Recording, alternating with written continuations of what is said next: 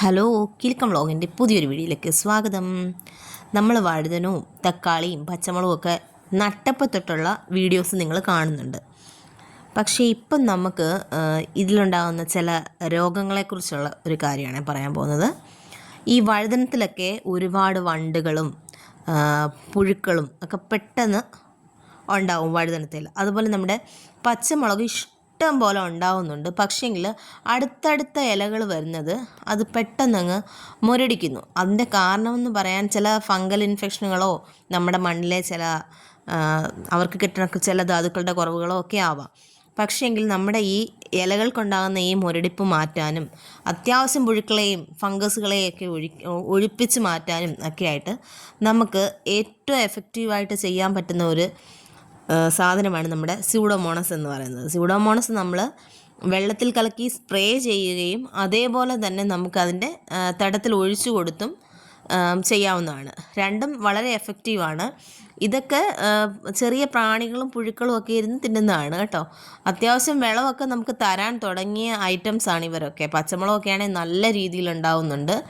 അതുപോലെ വഴുതനമൊക്കെ നല്ല പൂത്തിങ്ങനെ വരുമ്പോഴത്തേക്ക് അതിൻ്റെ ഇലകൾ പോയി കഴിഞ്ഞാൽ പിന്നെ വഴുതനത്തിൻ്റെ ആയാലും എന്തിൻ്റെ ആയാലും പറയണ്ടല്ലോ. കാരണം സസ്യങ്ങളുടെ ആഹാരം പാകം ചെയ്യുന്നത് ഇലകളിലാണ്. നമ്മൾ ചെറിയൊരു പാക്കറ്റ് സൂഡോമോണസ് വാങ്ങിച്ചിട്ടുണ്ട്. വീട്ടാവശ്യത്തിനും നമ്മുടെ ചെറിയ അടുക്കളത്തോട്ടക്കാർക്കൊക്കെ ഈ ചെറിയ പാക്കറ്റ് മതി. 1 കിലോ ഒക്കെ വാങ്ങിച്ചു കഴിഞ്ഞാൽ നമുക്ക് വേസ്റ്റ് ആയി പോകും. ഈ സ്യൂഡോമോണസ് എന്ന് പറയുന്നത് ശരിക്കും ഒരു ബാക്ടീരിയയാണ് കേട്ടോ. അത് നമ്മുടെ പ്രകൃതിയിൽ തന്നെ ഉള്ള ബാക്ടീരിയാസാണ്. പക്ഷേ നമ്മളത് കുറയുമ്പോൾ അതിനെ നമ്മളിങ്ങനെ ഇൻസ്റ്റാൾ ചെയ്ത് കൊടുക്കുന്നതാണ് ഈ സ്യൂഡോമോണസ് വഴി. നമ്മൾ ഉപയോഗിക്കേണ്ടതെന്ന് പറഞ്ഞാൽ 1 ലിറ്റർ വെള്ളത്തിലേക്ക് നമുക്ക് 20 ഗ്രാം സ്യൂഡോമോണസ് ആണ് കലക്കേണ്ടത്. ഞാനിവിടെ 1.5 ലിറ്റർ വെള്ളം എടുത്തിട്ടുള്ളത് കൊണ്ട് തന്നെ ഞാൻ 3 സ്പൂണ് ഇടുന്നുണ്ട്. അത് നല്ലതുപോലെ മിക്സ് ചെയ്ത് വെച്ചിട്ട് അതിൻ്റെ തെളിയായിരിക്കണം നമ്മൾ സ്പ്രേ ചെയ്ത് കൊടുക്കുന്നത്. പിന്നെ സ്യൂഡോമോണസ് പൊട്ടിച്ച ശേഷം ആ പാക്കറ്റ് വളരെ നല്ല രീതിയിൽ എയർ ടൈറ്റ് ആയിട്ട് തന്നെ വേണം കെട്ടിവെക്കാനായിട്ട്. അല്ലെന്നുണ്ടെങ്കിൽ ഇതിലെ ബാക്ടീരിയസ് പെട്ടെന്ന് നശിച്ചു പോവുകയും പിന്നീട് യാതൊരു ഫലവും നമുക്ക് അതിനെ കൊണ്ട് ഉണ്ടാവത്തില്ല. നമ്മൾ പിന്നീട് ഇത് വാങ്ങിക്കുമ്പോഴും നമ്മൾ ഇതിന് എക്സ്പയറി ഡേറ്റ് ഉണ്ടോ ഇല്ലയോ എന്ന് നോക്കിയിട്ട് വേണം.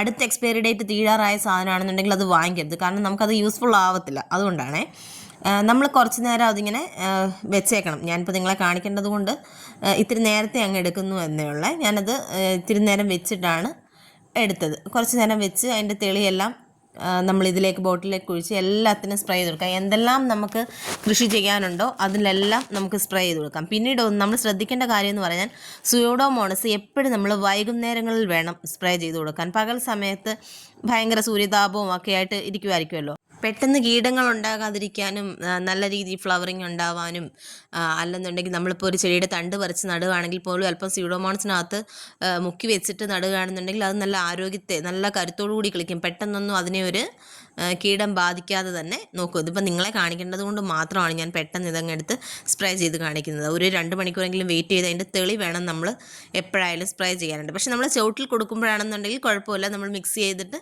അപ്പം തന്നെ കുറേശ്ശെ കൊടുക്കാവുന്നതാണ്. പിന്നെ ശ്രദ്ധിക്കേണ്ട കാര്യമെന്ന് പറയാൻ, നമ്മൾ ഇതിൻ്റെ ചുവട്ടിലായിട്ട് ഇത് ഒഴിച്ചു കൊടുക്കുന്ന സമയത്ത് നമ്മൾ അതിനെന്തെങ്കിലും ഒരു പൊത കൂടി ഇട്ട് കൊടുക്കണം. എങ്കിലേ ഈ പറഞ്ഞ പോലെ ഈ ബാക്ടീരിയയ്ക്ക് നല്ല രീതിയിൽ പ്രവർത്തിച്ച് നമ്മുടെ ചെടിക്ക് നല്ല ഒരു എഫക്റ്റ് തരാനായിട്ട് പറ്റത്തുള്ളൂ. ഏത് മരങ്ങൾക്കായാലും ചെടികൾക്കായാലും ചെറിയ ചെറിയ കൃഷിക്കായാലും എല്ലാം സ്യൂഡോമോണസ് വളരെയധികം എഫക്റ്റീവായിട്ടുള്ള ഒന്നാണ്. നല്ല രീതിയിൽ നല്ല ഗ്രോത്തോടു കൂടി കിളിച്ച് വരാനായിട്ട് സഹായിക്കുന്ന കീടനാശിനിയല്ല, വളമല്ല.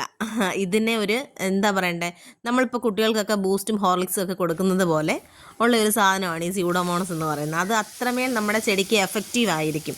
നമ്മൾ സ്യൂഡോമോണസ് കൊടുത്തൊരു 3-4 ദിവസം കൊണ്ട് തന്നെ ഇതിൻ്റെ വ്യത്യാസം നമുക്കറിയാം. മനുഷ്യർക്ക് സ്വയമായിട്ടൊരു പ്രതിരോധശേഷി ഉണ്ടാക്കാൻ വേണ്ടി നമ്മൾ ചെയ്യുന്ന ഒരു കാര്യം പോലെ തന്നെയാണ് ഈ സ്യൂഡോമോണസ് നമ്മൾ ചെടികൾക്ക് കൊടുക്കുന്നത്. അവർക്ക് സ്വയമായിട്ടൊരു പ്രതിരോധശേഷി എന്ന് പറഞ്ഞാൽ ഒരു കീടത്തിനെയോ അല്ലെങ്കിൽ ഒരു ഫംഗസിനെയോ ഒക്കെ സ്വയമായിട്ട് പ്രതിരോധിക്കാനുള്ള ഒരു ശക്തിയാണ് നമ്മൾ ഈ സ്യൂഡോമോണസ് വഴി നമ്മുടെ കൃഷിയിടങ്ങളിലെ സസ്യങ്ങൾക്ക് നമ്മൾ കൊടുക്കുന്നത്. അപ്പോൾ ഇന്നത്തെ ഈ ചെറിയ വീഡിയോ ഇഷ്ടമായെങ്കിൽ ലൈക്ക് ചെയ്യാനും ഷെയർ ചെയ്യാനും സബ്സ്ക്രൈബ് ചെയ്യാനും ഒന്നും മറന്നു പോകരുത്. കൃഷിയിടങ്ങളിലേക്കുള്ള ഇങ്ങനെ ചെറിയ നുറുങ്ങുവിദ്യകളും ഒക്കെയായിട്ട് ഇനിയും നമ്മുടെ ചാനൽ വീഡിയോസ് വരും. തുടർന്നും എല്ലാവരും വീഡിയോ കാണുക, സപ്പോർട്ട് ചെയ്യുക. അപ്പം ഓക്കെ, ബൈ ബൈ.